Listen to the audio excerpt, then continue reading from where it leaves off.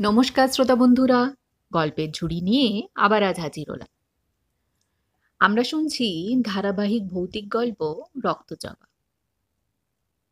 গত পর্বে আমরা শুনলাম অর্ক এবং আবির তারাপীঠে যাত্রা করতে চলেছে। সেখানকার শ্মশানে নাকি ভয়ঙ্কর কিছু সত্য গোপন করা আছে। তাহলে চলুন আর দেরি না করে এই ধারাবাহিক গল্পের 10ম পর্বটি আজকে আপনাদেরকে শোনাই। অর্ক ও আবির রাতের আঁধারে ট্রেনে চেপে পৌঁছলেন তারাপীঠ। চারপাশে তখনও অস্বাভাবিক নীরবতা, যেন সবকিছু জানে তারা কার খোঁজে এসেছে। শ্মশান ঘাটে ঢুকতেই হাড় হিম করা ঠান্ডা হাওয়া বইল। চারদিকে আধ পোড়া চিতা,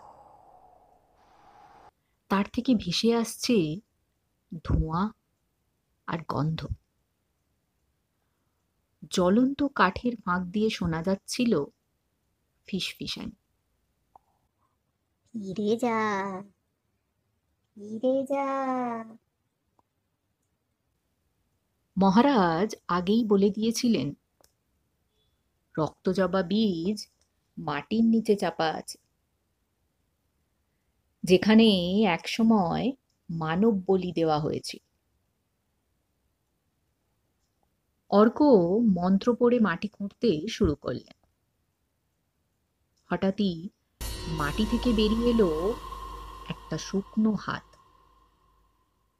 যা অর্কের কবজি আঁকড়ে ধরল।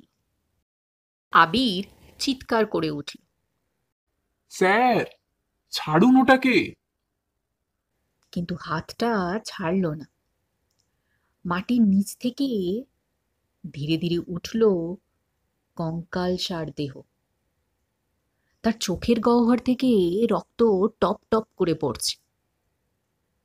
অর্ক তাবিজের ছাই মাটিতে ছিটাতেই কঙ্কালটা হাহাকার করে মিলিয়ে গেল।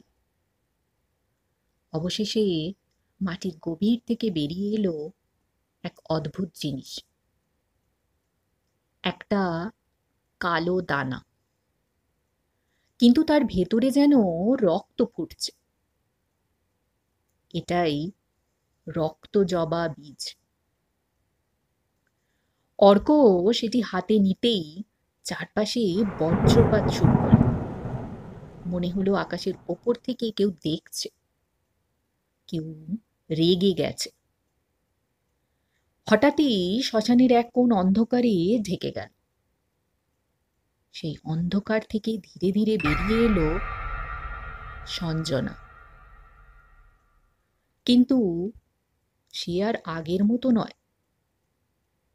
তার শরীর জুড়ে জবা ফুল ফুটে উঠেছে, চোখ থেকে রক্ত ঝরছে।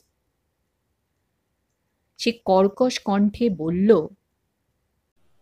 বীজ আমার, দাও, না হলে শ্মশানেই তোমাদের রক্ত ঝরবে।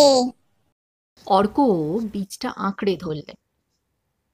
তিনি জানতেন, যদি এটা সঞ্জনার হাতে যায় তবে পুরো পৃথিবী রক্তজবায় ভরে যাবে। কিন্তু সঞ্জনার চোখের ভেতরে কোথাও যেন একটা ক্ষুদ্র আরতি ছিল, যেন সে সাহায্য চাইছে। অর্ক দ্বিধায় পড়ে গেল। বীজ ধ্বংস করবেন নাকি সঞ্জনাকে বাঁচাতে ব্যবহার করব? তাহলে অর্ক কি সিদ্ধান্ত নেবে? আর তার দরুন সঞ্জনার শরীরে বন্দি জবার আত্মা কি কোনো ভয়ঙ্কর রূপ নেবে?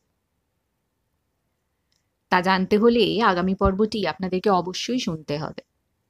আজ তাহলে এই পর্যন্ত।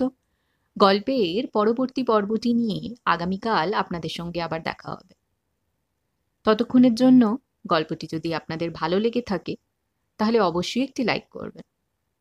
আর সকল নতুন শ্রোতা বন্ধুদের কাছে অনুরোধ থাকবে, গল্পঝুরি চ্যানেলটিকে সাবস্ক্রাইব করতে ভুলবেন না কিন্তু। চ্যানেলটিকে সাবস্ক্রাইব করে চ্যানেলের পাশে থাকার জন্য। আজ তাহলে আসি, দেখা হচ্ছে আবার কাল। নমস্কার।